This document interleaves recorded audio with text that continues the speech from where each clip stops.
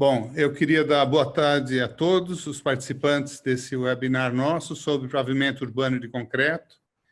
Tenho aqui a enorme satisfação de, junto nesse painel, dois grandes amigos e competentes engenheiros da área de pavimentação, o Diego Jaramillo, da Colômbia, que é o gerente técnico da Assocreto, Associação Colombiana de Produtores de Concreto, e também o diretor de pavimentos e infraestrutura da FIP, que é a Federação Ibero-Americana de Hormigão Pré-Mesclado.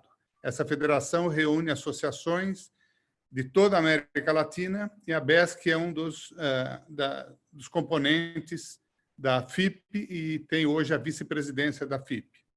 Tenho comigo também o Alexander Maschio, meu amigo Alex, que é o gerente regional da Associação Brasileira de Cimento Portland do Sul.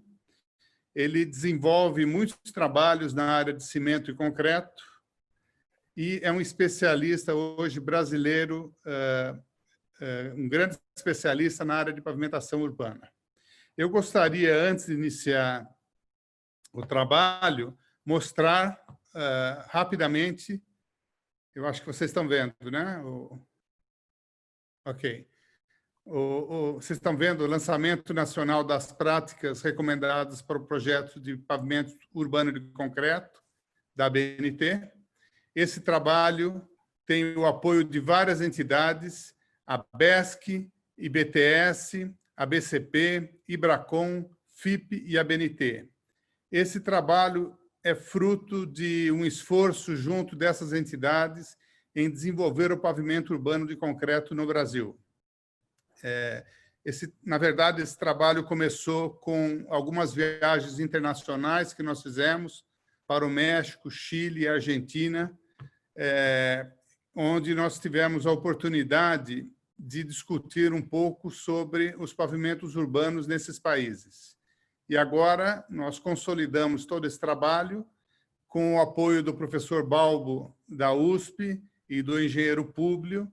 Então, nós estamos vamos lançar dentro de 3 meses, a gente acredita, essas práticas recomendadas para projetos de pavimento urbano de concreto, que tem a chancela da BNT e, portanto, tem um valor de norma. Nós acreditamos que, com esse trabalho, vai desenvolver muito esse projeto no Brasil, que é nós trocarmos o pavimento asfáltico pelo pavimento de concreto. A nossa live de hoje vai ter 2 apresentações, a primeira do Diego Jaramillo e depois a do Alexander Maschio, e com mais ou menos 20 minutos cada um e mais 20 minutos para perguntas e respostas. Então, eu peço que vocês encaminhem as perguntas que eu farei aos nossos apresentadores. Tá? Muito obrigado pela participação de todos e eu passo a palavra para o Diego Jaramillo. Boa tarde, Jairo. Boa tarde, Alex, e boa tarde para todos. Vou compartilhar aqui a tela. Jairo, me confirma se estão vendo. Sim, estamos vendo. Sim? Tá bom. Então, de acordo com o que Jairo tem falado, vocês vão me desculpar um pouquinho, eu sou da Colômbia, eu morei no Brasil faz muitos anos, mas falo ainda, mas posso ter algum erro, eu peço desculpas por isso. Então, vamos falar um pouquinho sobre pavimentos urbanos de concreto. Vocês conhecem que os pavimentos de concreto têm muitos usos. Um dos usos é em estradas, rodovias e nas cidades. Então, as cidades é um nicho onde o pavimento de concreto é muito, muito utilizado. Eu quero começar falando um pouquinho sobre as cidades. E as cidades têm mudado muito. As cidades não são as mesmas do que eram faz 20, ou 30, ou 50 anos atrás. Nesse momento, no mundo inteiro, se tem um êxodo rural assim, até as cidades. Vou colocar o caso da Colômbia. Na Colômbia, a população é de 50 milhões de habitantes. Nesse momento, urbana é o 77% e rural somente o 22,9%. Porém, de acordo com as previsões, no ano 2050, somente o 13% da população vai ser rural. E o resto do pessoal está indo para a cidade. Então, isso faz que as cidades mudem muito.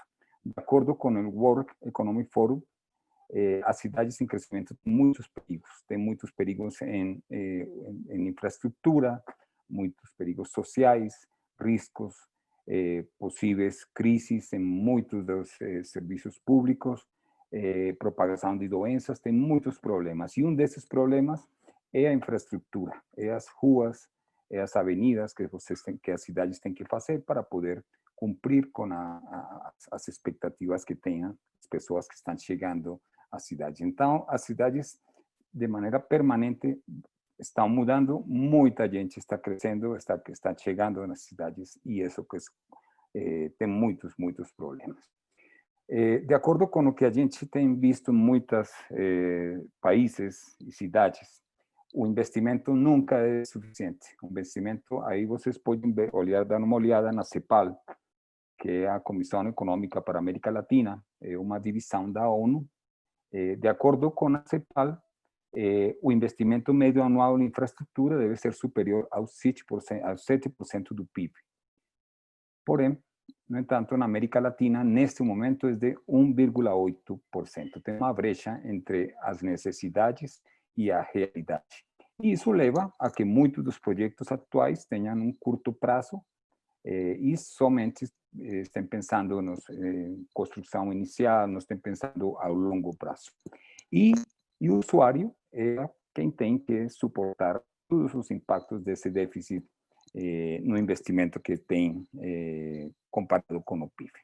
Aí embaixo vocês podem dar uma olhada no caso da cidade de Bogotá. A cidade de Bogotá tem uma rede malha de 15.399 quilômetros, carril, que nós chamamos aqui, faixa, pista. Porém, o investimento é totalmente inverso ao comprimento da malha. Se a malha mais importante, que é, segundo as cidades, que é a malha troncal ou arterial, tem um maior investimento, e as malhas locais, ou aquelas ruas que estão nos bairros, aquelas ruas nos bairros da periferia, têm um menor investimento. Porém, é o maior comprimento da malha. No caso de Bogotá, o comprimento da malha local é de mais de 8.000, quase 8.500 quilômetros pista, e a malha arterial é somente de 3.753. O investimento na malha local é muito baixo, e por isso que aí aparece muito vermelho o estado da malha local, que é muito ruim. Então, o investimento nunca é suficiente para atender às necessidades de todas aquelas cidades. Tem um termo muito importante na tecnologia de pavimento, que é o ciclo de vida. Quanto que vai durar o pavimento se eu faço hoje, que eu tenho que fazer daqui na frente, quantos anos vai durar aquele pavimento. Eu vou colocar um exemplo nas pessoas, o ser humano. O ser humano faz muitos séculos, faz muitos anos, a expectativa de vida era somente de 15 anos no Neolítico. Na Idade Média, subiu a 30 anos, e hoje a expectativa de vida média é de 72 anos. E isso vai acontecendo de acordo com a manutenção, de acordo com os reparos que o pessoal vai fazendo, e com os descobrimentos que vai fazendo ao longo do tempo, vai gerando maior. Isso é exatamente igual nos pavimentos. Um pavimento de concreto tem um ciclo de vida muito longo, e eu ainda posso alargar e complementar ainda mais esse ciclo de vida, fazendo as manutenções que requer o pavimento durante o ciclo de vida. Então, esse ciclo de vida, que é um círculo, eu posso cumprir esse ciclo de vida, posso encurtar o ciclo de vida, ou posso prolongar o ciclo de vida, de acordo com o cumprimento de todas as atividades que eu tenho que fazer. Aí tem um exemplo lá embaixo do veículo. Esse veículo, se eu compro um veículo e eu não faço a manutenção, o veículo vai ficar muito ruim. Porém, se eu compro esse veículo, eu faço toda a manutenção, eu faço toda a limpeza do veículo, eu faço todos os consertos do veículo, eu vou ter um ciclo de vida muito mais longo. E exatamente igual nos pavimentos. Então, o ciclo de vida é um termo muito importante na tecnologia dos pavimentos de concreto, porque é muito, muito longo. De acordo com o que a gente tem visto em muitos países, às vezes é como se isso não insistisse. Eu coloquei aí o iceberg, o exemplo do iceberg, que a gente só dá uma olhada quando está na superfície, só vê um pouquinho do iceberg, mas o grande tamanho, as grandes coisas que tem no iceberg estão embaixo da água e não dá para ver. Porém, no pavimento de concreto é muito similar. O pessoal enxerga muito somente o pavimento que está colocado fisicamente, mas o pavimento tem muitas coisas mais. Está se conhecendo somente uma parte muito pequena do potencial que tem no pavimento de concreto. Os pavimentos urbanos de concreto duram muito tempo. Muitos deles ainda estão no seu ciclo de vida. Eu tenho dois exemplos. No ano 1891, na cidade de Bellefontaine, Ohio, se construiu o primeiro pavimento de concreto urbano na América e ainda está em operação. Leva mais de 129 anos em operação. A outra rua que vocês viram aí é uma rua que foi construída na Colômbia no ano de 1937. Depois de muitos anos, se construiu uma placa de concreto em cima disso, um white topping, e hoje em dia ainda está em serviço aquele pavimento que foi construído no ano 1937, depois de 83 anos de ter sido construído. Então, o pavimento de concreto dura muito tempo e isso é uma realidade em muitos dos países onde já se construiu. No caso do Brasil, pues, só para referência, tudo começou com o Caminho do Mar no ano de 1926 e foi uma estrada que se construiu aí no estado de São Paulo. Agora, o que faz que um pavimento de concreto tenha um ciclo de vida tão longo? E é seu sistema estrutural. Esse sistema estrutural está baseado em placas individuais, é um pavimento descontínuo, porém tem que funcionar e operar como se fosse totalmente contínuo para que os veículos que passem por cima não sentem nada do pavimento, daquela descontinuidade. Isso aí permite que os esforços que aplicam as cargas dos veículos se transmitam ao solo de um jeito muito baixo. É o que nós chamamos a distribuição por efeito placa.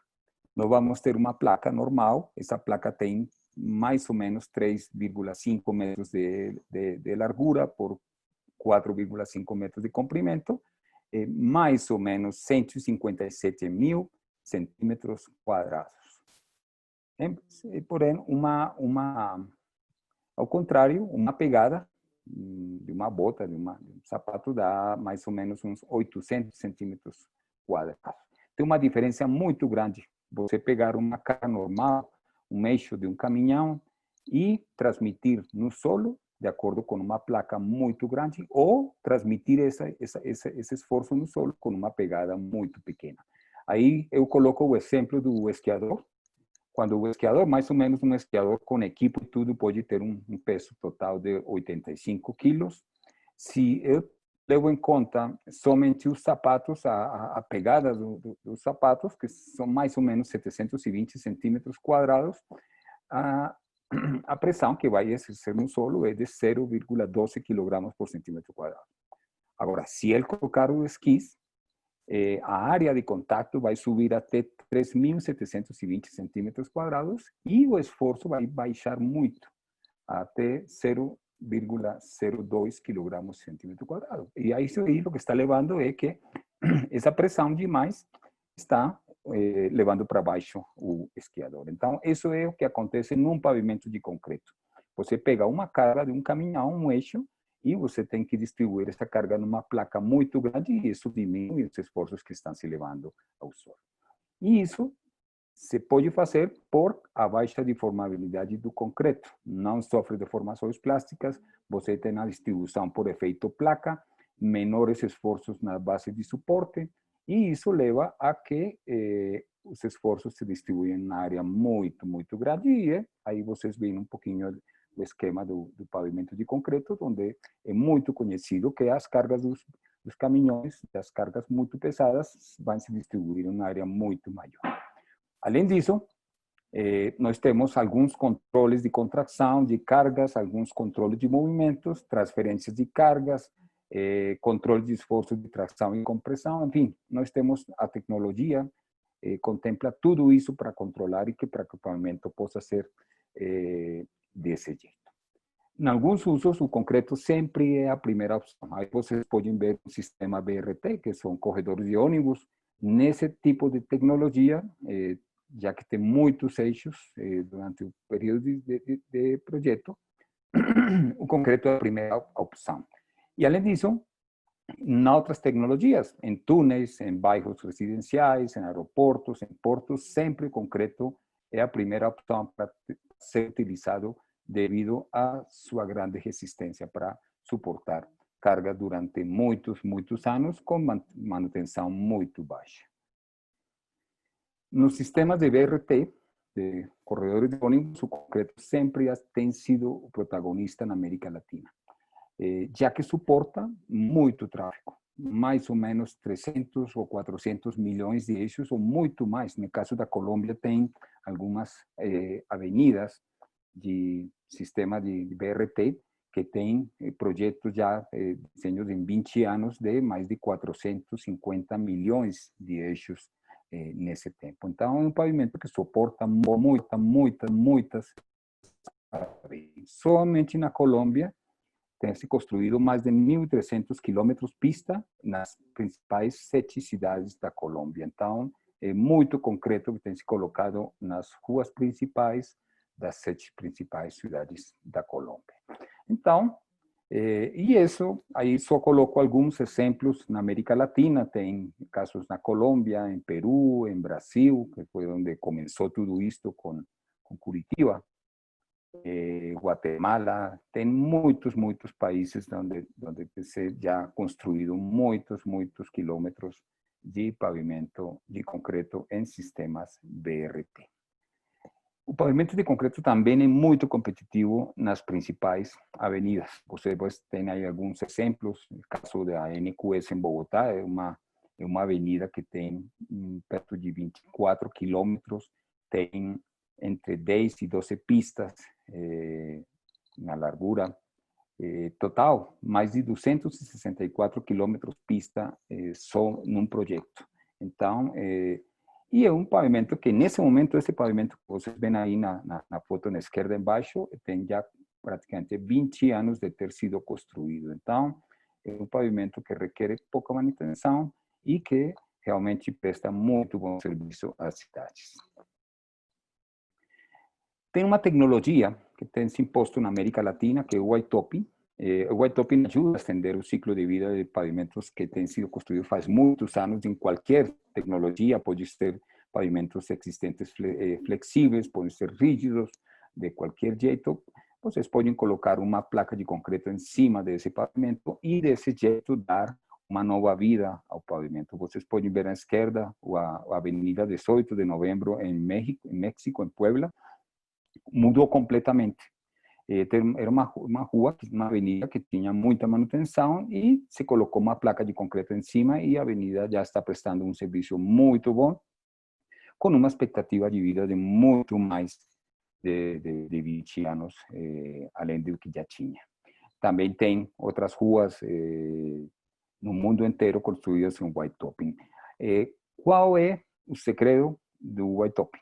É a redução de esforços na estrutura existente. Se você tinha um pavimento flexível, onde você pegava um eixo e esse eixo transmitia o esforço ao solo a uma profundidade muito alta, ao você colocar uma placa de concreto em cima, você vai ter uma distribuição da mesma carga distribuída numa área muito maior, e isso que faz é reduzir os esforços que vão para o pavimento antigo. Então, isso é o que realmente muda totalmente o comportamento dos pavimentos.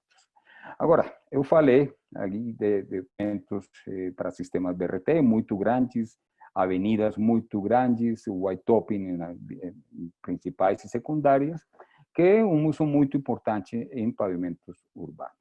Porém, eu acho que o uso mais espetacular é nas ruas dos bairros, que também se constroem muito em pavimento de concreto. Desse jeito, as comunidades construem, muitas delas, elas mesmas construem seus próprios pavimentos em concreto.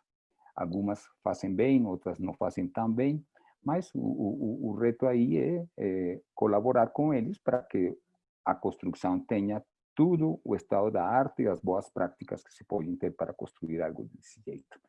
Mas este é a maior, vocês já puderam ver que no caso de Bogotá, por exemplo, a malha vial é quase 55% do comprimento, tem muita rua desse jeito que pode ser construída dessa e terminar desse jeito que vocês veem aí. Então, para mim, o melhor uso que tem no pavimento de concreto em pavimentos urbanos é nas ruas residenciais, nas ruas dos bairros e na periferia, que realmente as comunidades muda totalmente a vida dessas comunidades. É o que eu estou chamando também o poder da simplicidade, porque fazendo um desenvolvimento muito pequeno, fazendo um desenvolvimento muito de baixo custo, você tem um impacto muito grande nas comunidades que vão se ver beneficiadas com esse tipo de concreto.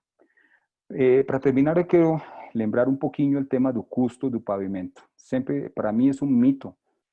Sempre se falou de que o custo de pavimento de concreto é muito alto, e é porque nunca tem se comparado do mesmo jeito. Sempre se compara pavimento de concreto de 20 anos de projeto contra um pavimento asfáltico de menor vida útil ou menor período de projeto. Então, se for analisada com período de projeto equivalentes, sempre o custo de concreto vai estar muito perto, igual ou inclusive embaixo do pavimento de asfalto. Então, é uma realidade. Aí vocês estão vendo aqui na Colômbia um projeto de corredor de ônibus, BRT, como o concreto está, o custo inicial é ainda mais baixo que o pavimento asfáltico. E no ciclo de vida é mais a diferença é muito mais econômico, muito mais barato. Isso.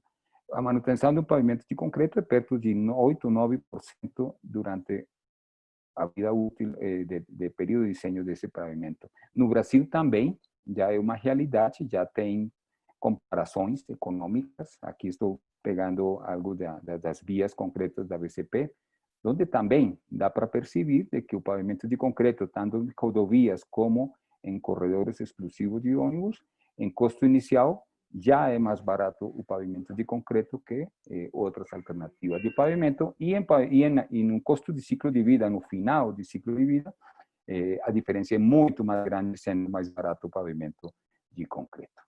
E algumas cidades no mundo já descobriram os benefícios do pavimento de concreto. Esse é o caso da cidade de Ontário, em Canadá. Ela fez um estudo, a cidade fez um estudo, a prefeitura, para determinar qual era o melhor pavimento que podia se construir na cidade para que não somente tivesse muitos anos de duração, sino que também tivesse um consumo de CO2 e fosse sustentável ambientalmente, a sustentabilidade fosse muito alta. E aí, eu só coloquei aí tem o informe, quem estiver interessado nesse informe um pouquinho longo, através de Jairo, a gente pode entregar esse informe. Aí coloquei um pouquinho no final, onde a conclusão da consultoria é a decisão de usar o análise de custo do ciclo de vida e avaliar os benefícios da sustentabilidade, incluindo tudo aquilo que não tem somente que ver com fatores econômicos. E aí, a conclusão é que o pavimento de concreto oferece um custo de construção inicial atraente e um custo de ciclo de vida favorável comparado ao asfalto. E nesse caso, lá na cidade de Ontário, em Canadá, o custo inicial, que você dá para perceber aí, o custo inicial e a manutenção é muito mais baixo que pavimento asfáltico. Então, é uma realidade que já se tem que ver, por isso que estou falando isso como um mito.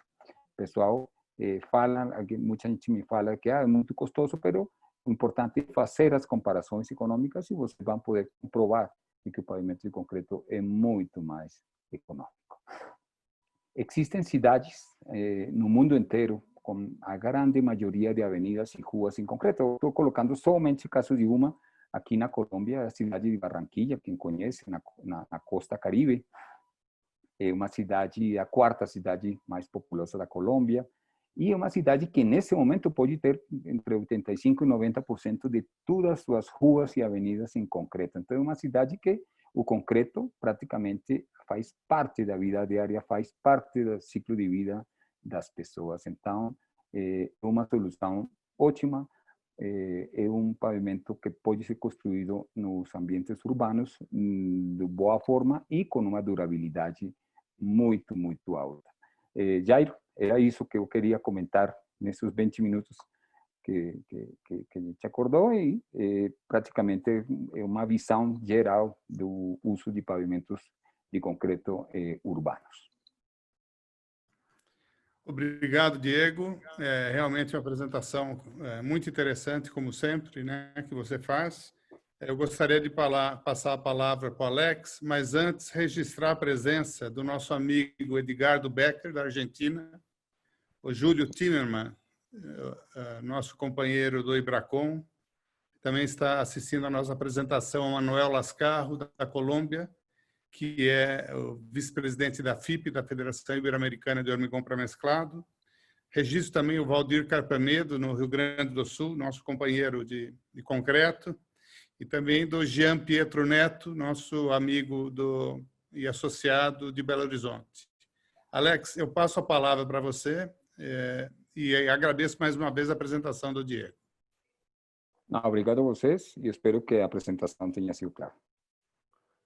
Obrigado, Diego. Obrigado, Jairo. Obrigado pelo convite em poder participar aqui hoje. Deixa eu compartilhar a minha apresentação aqui, ver se vocês enxergam, né? Vamos lá.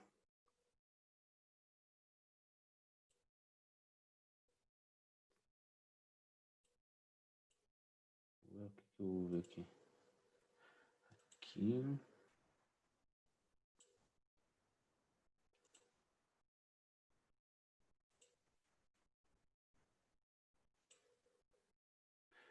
Jairo, me confirma? Tá tudo ok? Tá enxergando a apresentação? Então, estou vendo sua apresentação. Pode seguir.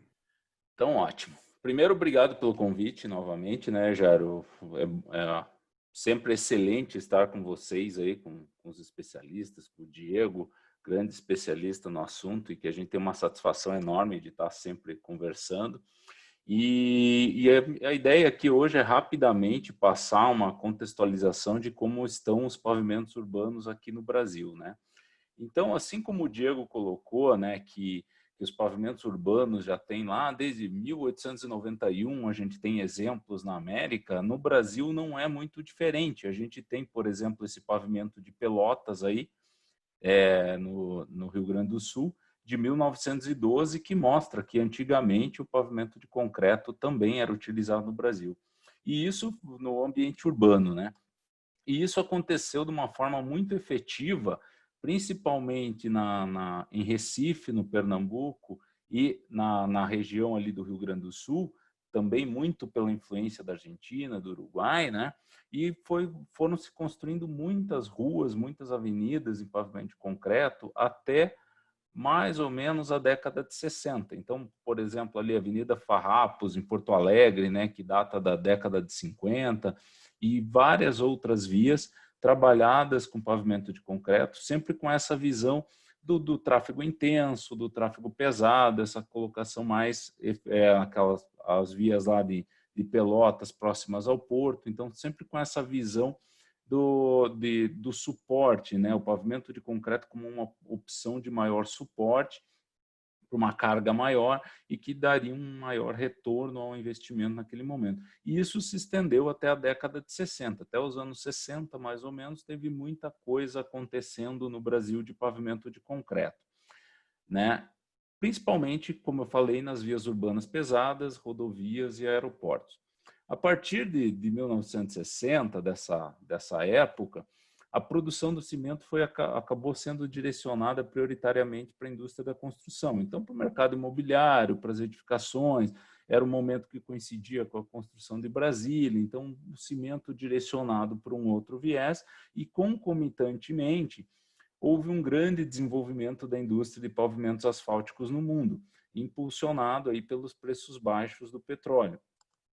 Obviamente que esse impulso, né, na indústria asfáltica, gerou um grande aparelhamento das empresas de execução de pavimentos no Brasil, que se aparelharam para a execução de pavimentos asfálticos. As universidades começaram a discutir o pavimento asfáltico como solução única, e isso acabou com que o concreto acabasse por desaparecer aí no cenário urbano brasileiro até mais ou menos os anos 2000, né? Começou ali no 1998, 99, começou a se retomar alguma coisa.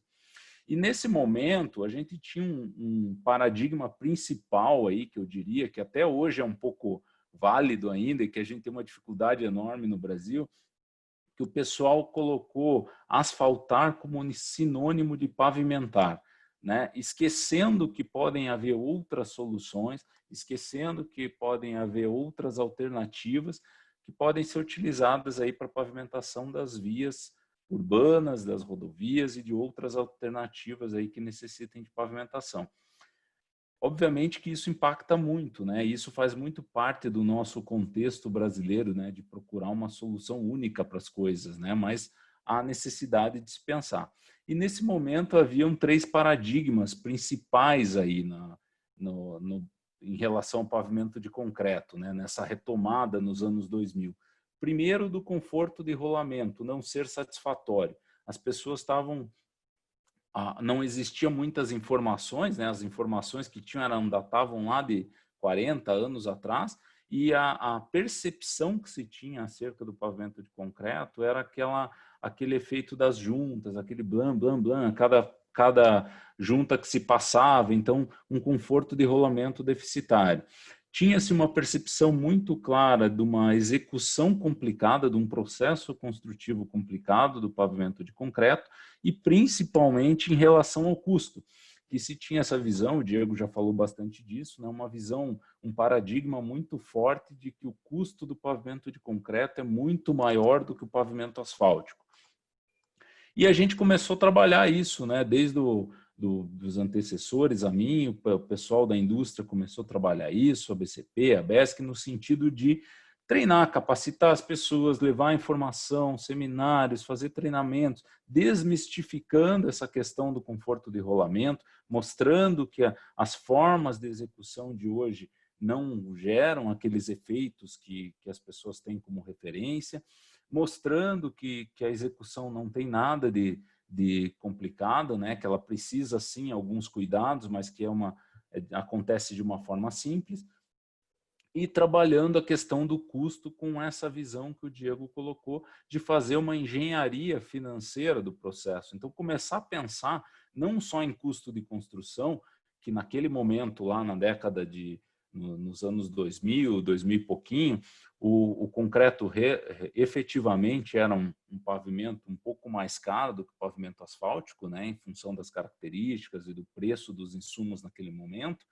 Mas a gente começou a levar o conceito do Banco Mundial que o custo não é só o custo de construção, que tem que ser avaliado o custo de manutenção, o custo de reabilitação, o quanto impacta a operação nesse processo. Então, quanto custa eu fechar uma rua para fazer manutenção do meu pavimento, fazer recap a cada 2 anos? Né? Quanto custa eu fechar uma via residencial a cada 4 meses para fazer tapa-buraco? Quanto que isso gera de acidente? Que custo esses acidentes têm para a sociedade, né? Então começou a se levar esse conceito e começamos a gerar muitos exemplos bons, né? Começou a trabalhar essa questão de focar no dano do pavimento e de se pensar que aquele processo de tapa-buraco que a gente tinha é uma visão muito arcaica, muito de enxugar gelo, né? Você tapa o buraco, daqui 2 meses ele abre de novo, você tapa, faz manutenção de novo e a coisa continua. E a própria Constituição brasileira, ela prevê algo nesse sentido, né? No princípio da eficiência, ela fala que você precisa prestar um serviço público de forma rápida e eficiente, sem onerar os cofres públicos ao ponto de causar desperdícios, e você tem o princípio da economicidade, que fala em obtenção do melhor resultado estratégico possível de uma determinada alocação de recursos financeiros. Então, claramente, aquele processo que a gente estava fazendo, de tapa-buraco, de enxugar gelo, de fazer manutenção constante. Isso vem bater, vem confrontar direto com a nossa lei maior, né, que é a Constituição de 88. E todo esse discurso, todo esse contexto, essa conversa de mostrar os custos, de ter que ser levado em consideração a engenharia econômica do processo, obviamente que isso gerou bons frutos e geraram muitas obras interessantes, né? A Avenida Iguaçu em Curitiba, Terceira Perimetral em Porto Alegre. Eu vou mostrar só algumas aqui para vocês visualizarem, né? Antônio Carlos, Belo Horizonte, Corredor DPTG em Brasília. Porto Alegre continuou com muitas obras, né, depois dessa retomada também. Santa Bernadette, em Curitiba. Linha Verde. Então, sempre muitas obras foram gerando, mas ainda com aquele contexto de antigamente, né, do pavimento de concreto muito voltado para o tráfego pesado, muito direcionado para o corredor de ônibus, para as avenidas de tráfego intenso, né, como a Getúlio Vargas, aí, que é a obra mais recente, talvez, aqui em Curitiba, uma avenida de grande tráfego de ônibus. E o interessante aqui é que essa obra foi uma medida mitigatória da Igreja Universal. Então, quem bancou a obra foi a Igreja Universal. E o projeto inicial que a prefeitura apresentou era em asfalto, e a igreja trocou para um pavimento de concreto. Então, obviamente que o pavimento de concreto, nesse caso, apresentou um custo mais baixo já inicial. Mas a gente se perguntava ainda, né, apesar de todos esses bons exemplos, de todas essas obras que surgiram de 2000 para cá, muito voltadas, né, à questão quase que rodoviária, né? Então tráfego intenso, canalizado, pesado, e nessas visitas que o Jairo comentou no início da nossa live, a gente percebeu muita coisa diferente fora do Brasil, né? E na América Latina aqui como um todo. E essas fotos fizeram a gente pensar um pouquinho mais no por que isso não pode acontecer no Brasil, né? Por que a gente não pode trazer também essas vias de tráfego mais baixo, vias residenciais, pavimentos mais esbeltos, menos espessos, para a gente atender também essa demanda, né? Como o Diego colocou na apresentação dele, né? Que ele enxerga nesse o maior potencial do pavimento de concreto, né? E por que a gente não trazer para o Brasil? Então a gente começou a pensar nessas alternativas, discutir isso, e conversando com diversas prefeituras, obviamente que chegou na questão do custo, que apesar das prefeituras entenderem essa questão da engenharia econômica, que o investimento de longo prazo vale a pena, que a manutenção é menor e que todo esse processo é interessante, ainda se tinha aqui no Brasil, pelo menos, uma visão muito focada no período eleitoral, nos 4 anos. Então, uma cabeça focada e restrita naquela visão assim, não, tem que durar período no máximo a reeleição, então no máximo 8 anos, e a gente acabava não conseguindo levar.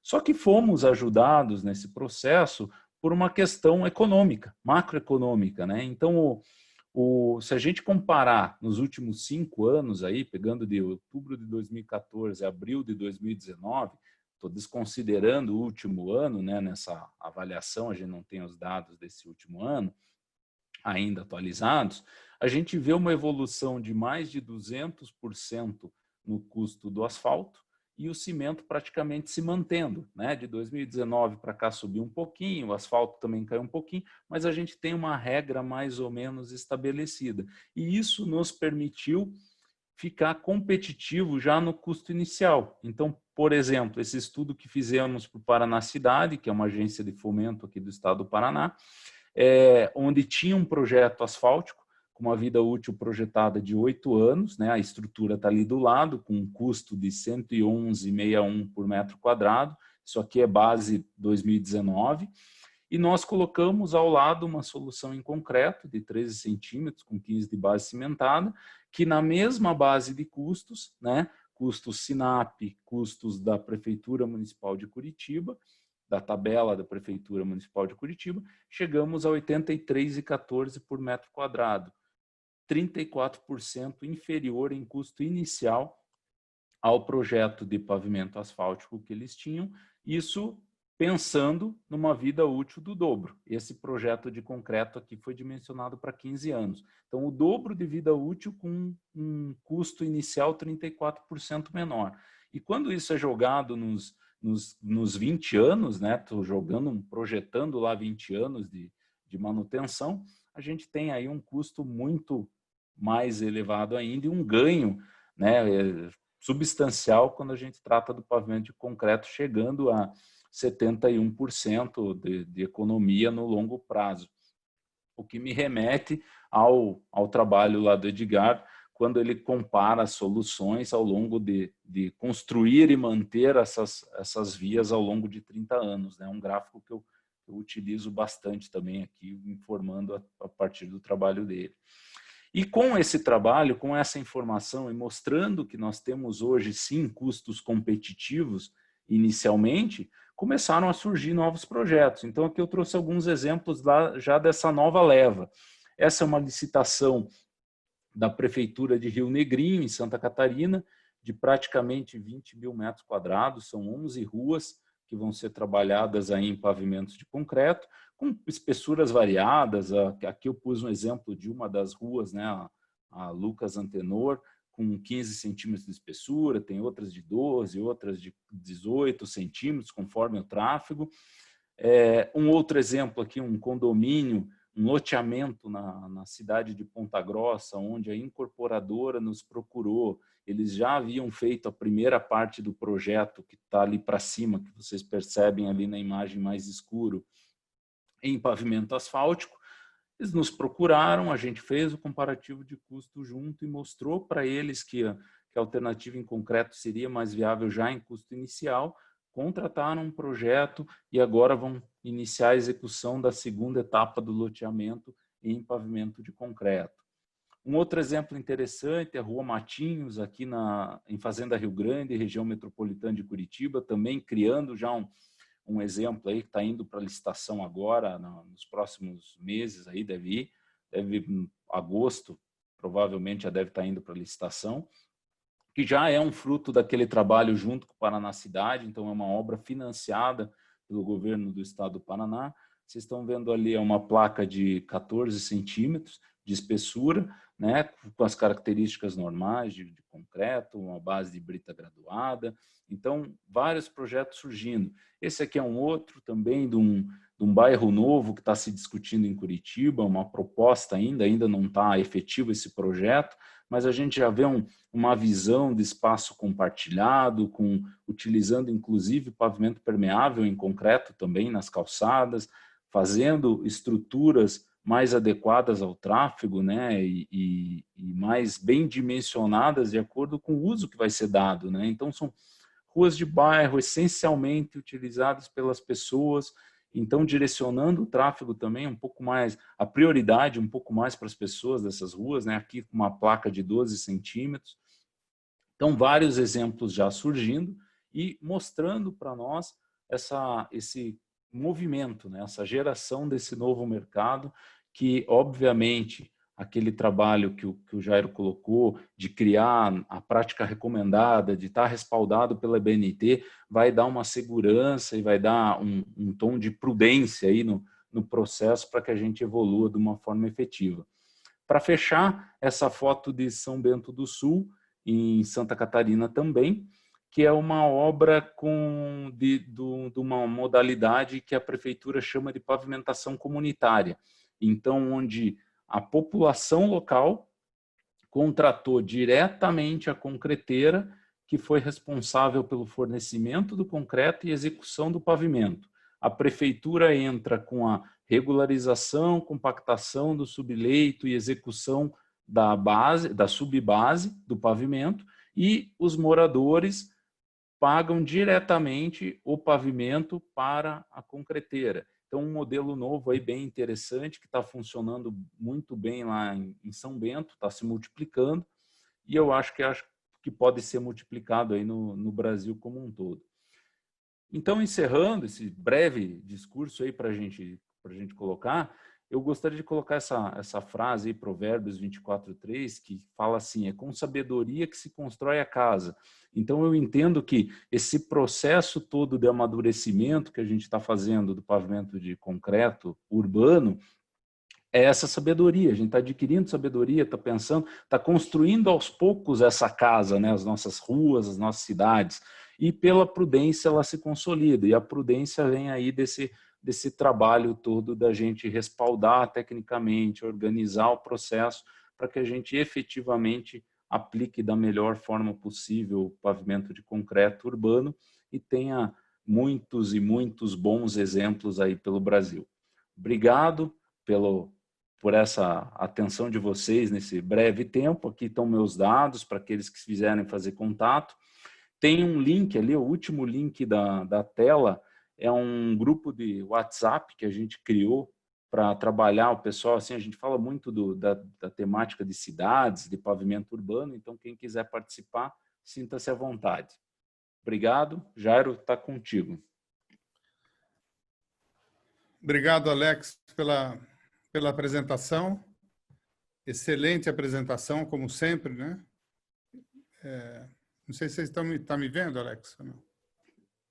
Ok. Excelente apresentação. Sem dúvida, eu acho que é uma grande oportunidade para o Brasil e para a engenharia, os pavimentos urbanos de concreto. Eu vou passar agora para as questões, tem várias perguntas aqui. Antes, eu queria registrar a presença dos nossos amigos da Polimix, o Fábio Alencar e o Wagner Lopes, os amigos da BCP que estão nos prestigiando também, o Walter, o Hugo, Moschetti, Érica, Lincoln, meu associado do Sul, Nilton Scapim, um grande abraço a todos, né? E vamos, então, para as perguntas. A primeira eu faço para o Diego Jaramillo. Quais são as principais patologias que ocorrem em pavimentos de concreto? Bom, Jairo, patologias podem se apresentar de muitos jeitos. Liga o vídeo, Diego. Não Porque... Agora, está me escutando? Agora sim. Sim? Agora sim. Então, falava que patologias pode ter de muitos jeitos. Eu quero fazer questão de uma coisa. As patologias não são unicamente porque algo saiu mal. Também o pavimento pode ter patologias de acordo com aquela previsão do projeto, do método de projeto. Então, nós podemos ter alguns danos que se apresentam normalmente no final da vida do período de desenho, normalmente como fissuras transversais, longitudinais por fadiga. Porém, eu classifico em dois tipos de danos. Os danos programados são aqueles danos que a gente considera normais por aquilo do trânsito, por aquilo dos alabéus, das placas, por aquilo da temperatura, por muitas coisas dessas. E tem os danos prematuros, são aqueles danos que, por erros no dimensionamento, por erros na construção, são aqueles danos que vão se apresentar muito cedo no ciclo de vida do projeto. Então, o mais normal que pode acontecer num pavimento rígido normal são as fissuras por fadiga normal, por trânsito, depois do passo de muitos eixos durante muitos anos. Tem outras patologias já que acontecem mais por erros no dimensionamento. O bombeo é uma dessas, a saída da água do pavimento, porque quando acontece isso é porque em um erro está se deixando ingressar a água ao interior do pavimento, isso não é normal.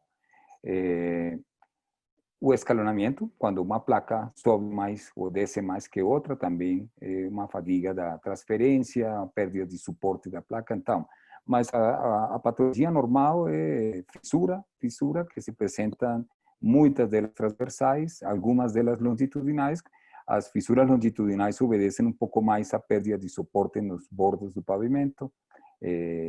Também tudo isso pode se controlar no dimensionamento. Então, o importante de entender na patologia é que não é sempre o resultado de algo que saiu mal. Também é o normal do pavimento.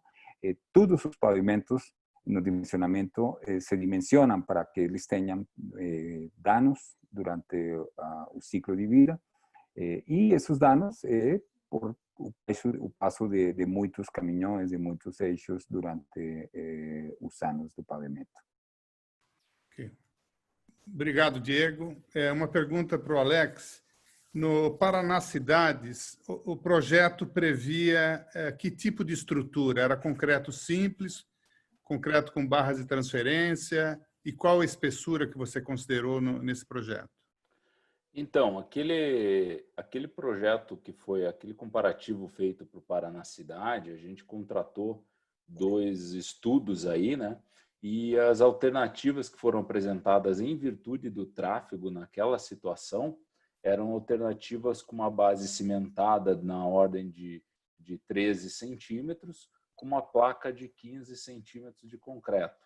Então, esse concreto com placas um pouco menores do que a gente estava acostumado a trabalhar no Brasil e sem barras de transferência, sem barras de ligação, sem nenhum tipo de armadura, fazendo a transferência da carga pela própria intrusão dos agregados ali na junta.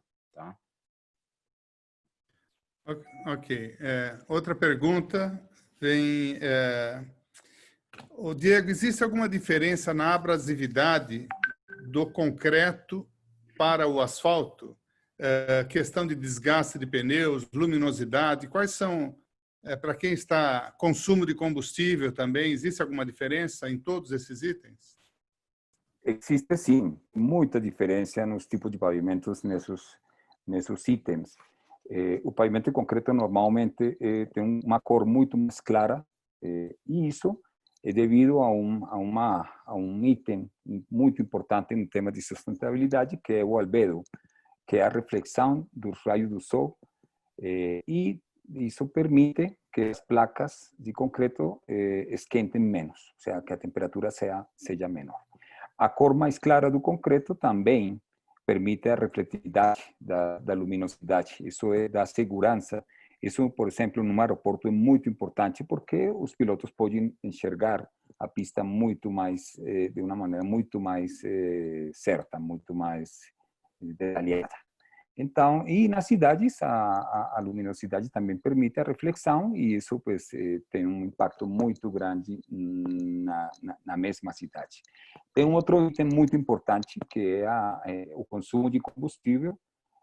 O MIT, o MIT dos Estados Unidos, a famosa universidade, ela tem realizado uma investigação, uma pesquisa de muitos anos atrás, que tem que ver com a deflexão do pavimento e o efeito que tem no consumo de combustível.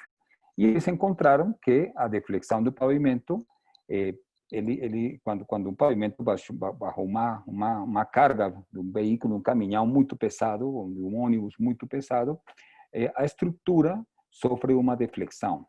E essa deflexão gera uma pendente que os pneus do caminhão vai ter que subir essa pendente. E a pendente depende do tipo de pavimento. E a vantagem que tem o pavimento de concreto é que tem baixa deformabilidade, desse jeito a deflexão é muito baixa. E sendo uma deflexão muito baixa, então o sobreconsumo de combustível é muito baixo. Em alguns casos, perto de 3,5% até 15% de ahorro de poupança de combustível que se pode ter. Então, é um efeito muito importante que tem sido comprovado cientificamente por já universidades muito importantes no mundo. Além disso, o pavimento de concreto tem um acabamento superficial muito importante. Tem 2 tipos de acabamento. Tem um acabamento para dar uma rugosidade e tem outro que ajuda a que a água que fica em cima do pavimento depois de uma chuva possa sair rapidamente e tudo isso quer dizer segurança para a pessoa que está transitando por em cima do pavimento. Então, sim, tem uma diferença muito grande nos tipos de pavimentos e ao longo do tempo o pavimento de concreto tem evoluído para melhorar ainda mais todas essas características que fazem que o pavimento de concreto seja muito bom para um ambiente urbano e rodoviário. Obrigado, Diego. Uma pergunta para o Alex. Na verdade, eu vou fazer duas perguntas juntas. Quais são os principais aditivos utilizados no concreto? Eu vou fazer três perguntas. Quais são os principais aditivos utilizados? Qual é a principal especificação do concreto em termos de resistência? E você tem algum conhecimento do uso de concreto celular ou argamassa celular como base cimentícia? Tá. Vamos lá. Então, em relação aos aditivos, isso aí está muito mais vinculado com a questão da tecnologia do concreto com o próprio dimensionamento do pavimento, né?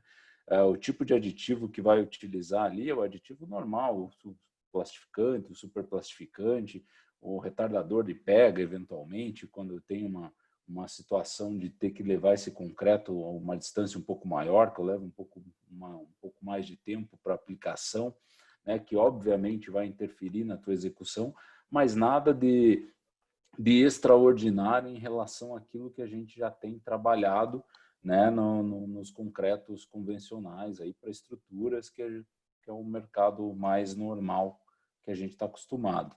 Né? Um item que entra aí muito forte é a questão da cura, né? que no ambiente edificações, vamos assim dizer, né? No ambiente mercado imobiliário, acaba não se fazendo muito a cura, exceto nas lajes. A gente tem que trabalhar isso com foco muito pesado no pavimento. Então, você tem um elemento de cura química que é primordial aí para que a gente tenha qualidade, que para evite uma série de danos que podem ser ocasionados na execução do pavimento.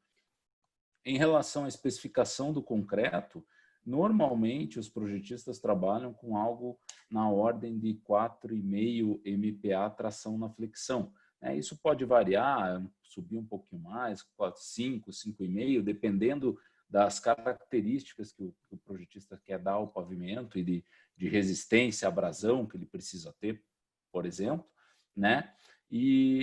Mas não vai fugir muito disso, né? Esse 4,5 MPa, o pessoal está mais acostumado com compressão, né, para controle no dia a dia, esse 4,5 tração na flexão, dependendo da região, ele vai corresponder aí a algo em torno de 35, 38, um pouquinho menos, vai variar de acordo com os agregados, de acordo com o cimento que você tem em cada região, então não dá para estabelecer uma curva direta, tanto que se recomenda numa obra de pavimento de concreto que se faça um controle tecnológico, de repente com as duas opções, né? com os corpos de prova cilíndricos normais, que a gente está mais acostumado, e os prismáticos, para fazer a correlação entre os dois e aí sim ter uma curva específica da obra.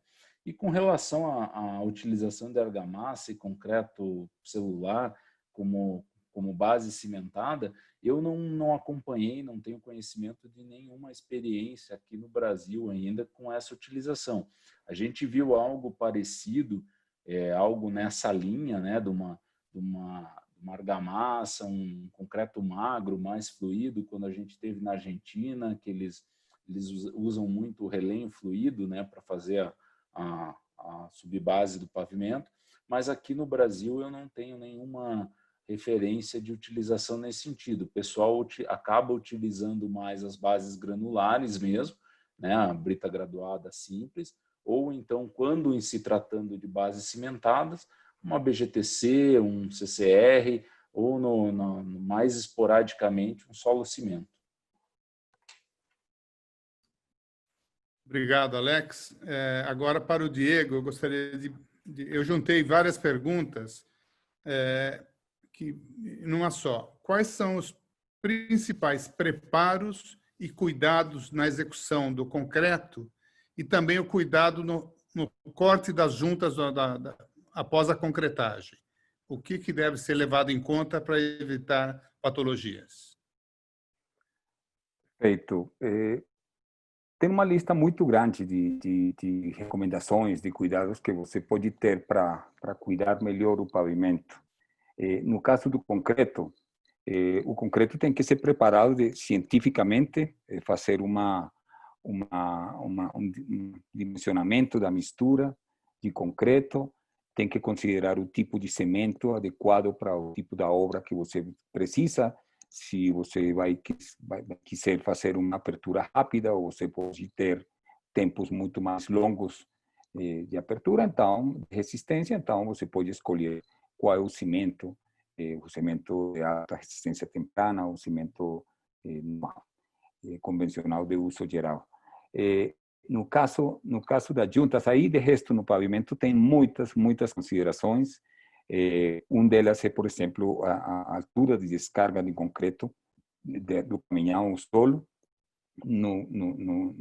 Aqui na Colômbia é 1,5 metro máximo de caída livre do concreto, e isso é para evitar que tenha segregação desse concreto.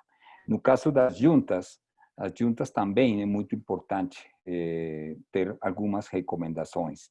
Eu vi uma pergunta por aí que perguntava algo sobre a janela de corte. É muito importante definir a janela de corte de acordo com as condições particulares de cada obra. Essa janela não é a mesma janela para todas as obras, não é a mesma janela para tecnologia como tal. Depende de muitas coisas, depende do tipo de concreto, depende das condições ambientais que existem em cada obra em particular. E é possível calcular a janela de corte a partir de formulações, mas a experiência também é muito importante nesse tema. No mundo tem software especializado para poder determinar aquela janela de corte.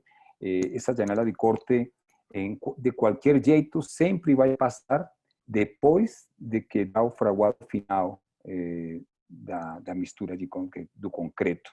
A partir daí é que você tem que começar a fazer os cortes das juntas, e tem que fazer esses cortes das juntas antes de que o concreto adquira certos esforços, que em muitos casos não é esforços pelos veículos, nesses casos vai ser esforços pela rigidez do concreto, pelos alaveos, por temperatura do concreto, que vão gerar alguns esforços nessa placa recém-construída e que tem que controlar. Então, essa janela de corte tem que passar depois do fraguado final e antes de que os esforços do concreto. Eu não sei, Jairo, se você me dá uns 10 segundinhos, eu posso mostrar uma gráfica muito importante desse tema. Eu vou mostrar muito rápido, eu aproveitei e abri. Essa não é. Você me fala se já dá para ver essa gráfica. Ainda não, está zoom. Agora?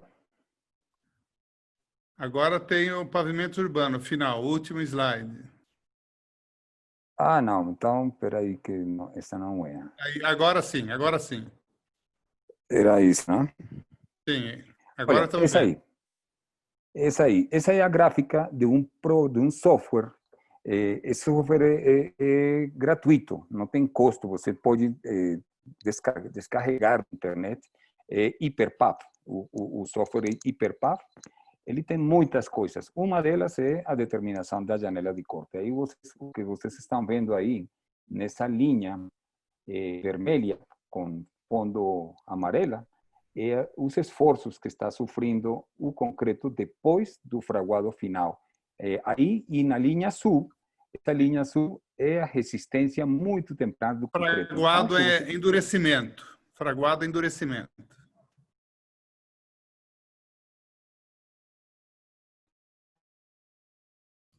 Diego, não estamos escutando.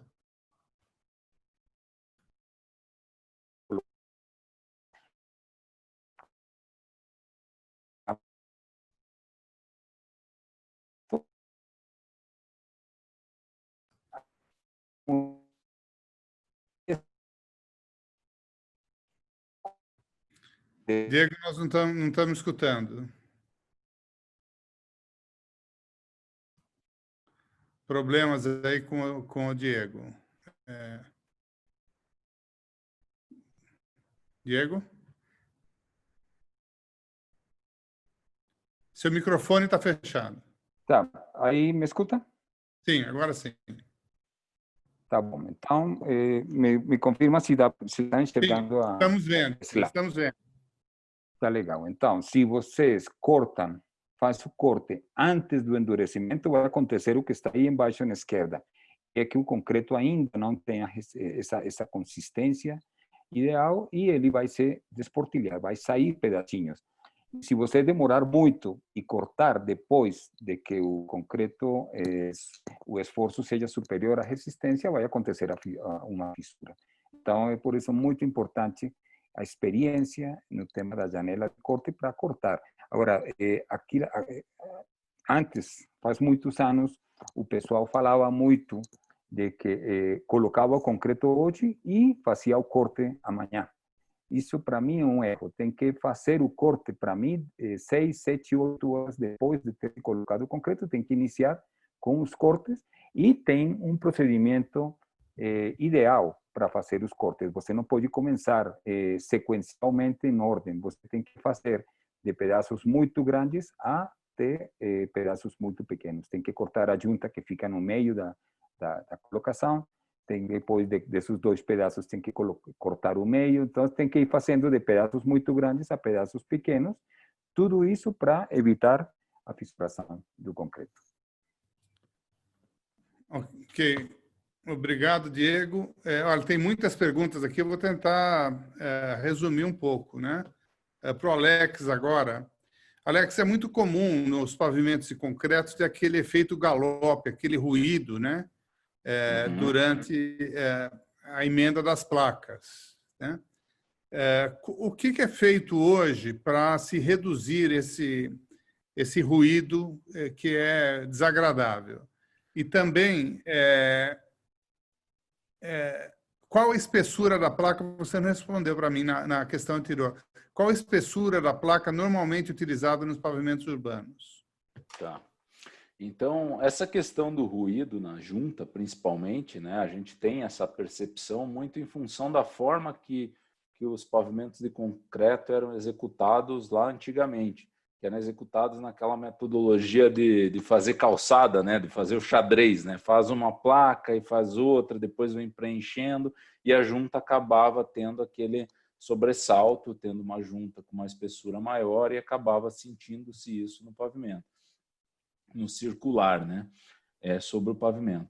Da forma como é feito hoje, o pavimento é executado de uma vez só e, como o Diego estava mostrando aí, ele é cortado posteriormente. Então, fazendo corte das juntas, uma primeira junta de indução, normalmente com 3 milímetros, um segundo corte só para ajustar, para caber um selante, se for necessário, o selante e um preenchimento.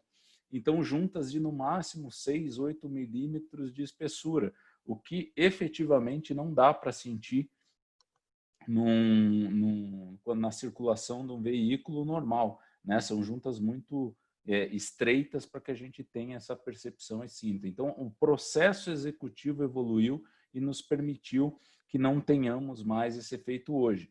Quando isso acontece, normalmente ele acontece nas juntas de construção, que é no terminar da execução de um dia e o iniciar do próximo dia. E naquele ponto ali, normalmente o pessoal acaba tendo uma diferençazinha de altura por não trabalhar direito com a regularidade superficial e acaba gerando esse efeito pequeno. Mas tudo isso é possível de se cuidar na execução e de se evitar.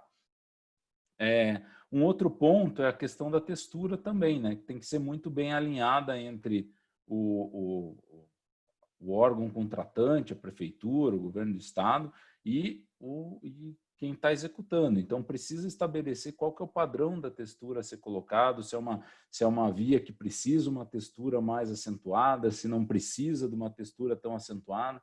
Como vocês viram aí nas fotos que eu coloquei, tinha variados tipos de texturas, né? Então, normalmente aquela textura transversal, vassourada, mas a gente viu algumas fotos aí do México e de fora, até sem textura, aquela própria ali de São Bento do Sul, sem textura superficial, porque é uma via com tráfego muito leve, então sem necessidade da gente ter uma texturização mais profunda.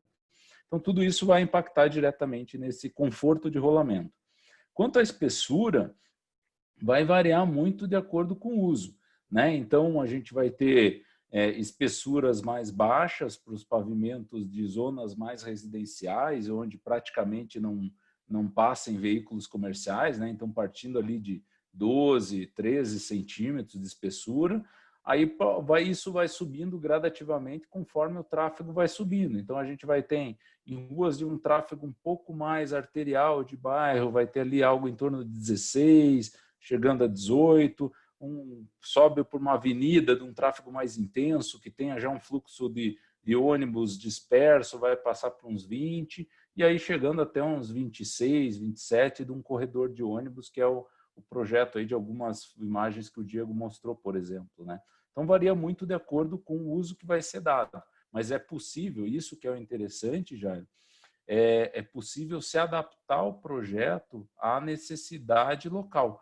Então, a gente pode sim ter um projeto muito otimizado de concreto também, né? E não aquela visão, talvez um pouco já ultrapassada, de que o pavimento de concreto era sempre de 20 centímetros para cima. Não, a gente consegue ajustar o projeto, as metodologias de cálculo permitem isso, né? Perfeito, Alex. Diego, umas 4 ou 5 perguntas numa só, porque tem muita pergunta e nós já estamos esgotando o tempo, né? Primeiro, você já viu a utilização de resíduos de mineração ou resíduos de concreto na elaboração do concreto para o pavimento? É possível reciclar o concreto uma vez realizado? E é possível fazer white topping sobre o concreto, o pavimento de concreto antigo, a exemplo que é feito o white topping sobre o asfalto? E tem mais uma ainda, a última. Normalmente, depois que você faz o pavimento, qual o tempo de liberação para o tráfego local? Tá bom, Jairo. Eu saí do sistema e eu logrei entrar de novo. Mas, bom, são muitas perguntas, mas vou começar. Vamos começar. O uso de RCD, que é um material de demolição ou produto de reciclagem de construção, é possível, sim. Tem sido muito utilizado em alguns países. Aqui na Colômbia já tem algumas empresas muito grandes que elas fazem reciclagem do concreto de demolição e eles fazem britagem de novo desse concreto para usos de bases novas e para uso de concreto.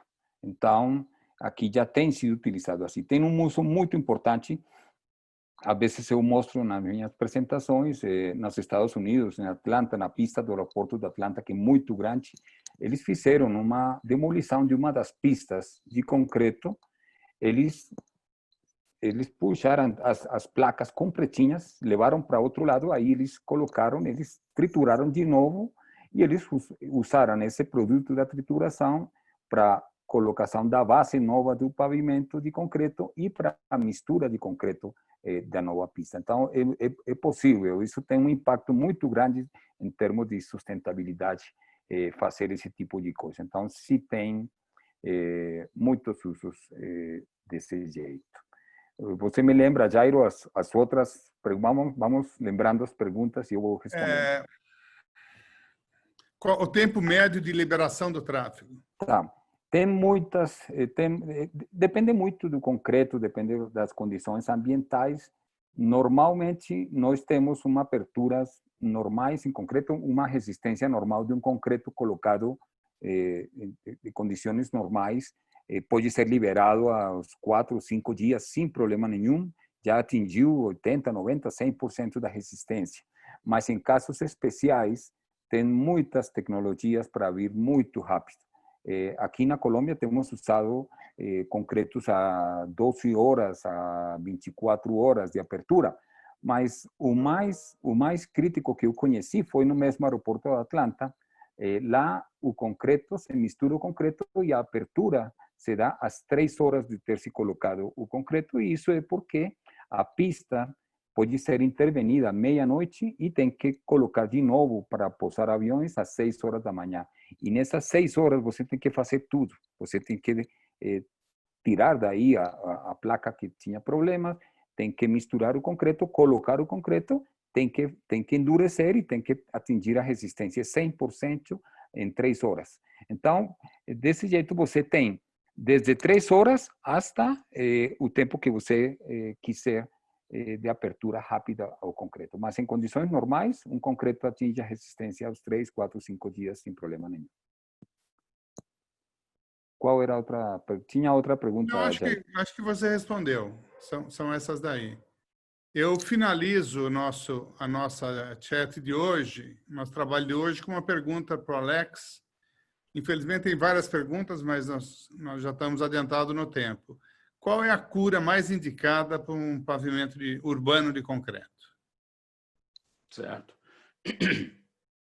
O processo de cura aí mais indicado é o processo de cura química, que vai nos garantir que, né, com a distribuição ali do material que vai proporcionar essa película, né, ele vai fechar esse concreto no seu pano, no seu plano, para que a água não saia do concreto e assim garanta o processo de endurecimento normal dele, é o processo mais garantido. Há a possibilidade de se fazer uma cura úmida, por exemplo, com gel têxtil, umidificando? Lógico que há, mas como a gente fala, como a gente está falando de pavimento e a execução normalmente se dá em planos grandes, né, em áreas grandes, a gente está falando aí de 7, 8 metros de largura, às vezes mais do que isso, por 300, 400 metros de comprimento, então uma área muito grande para você fazer essa cura manualmente.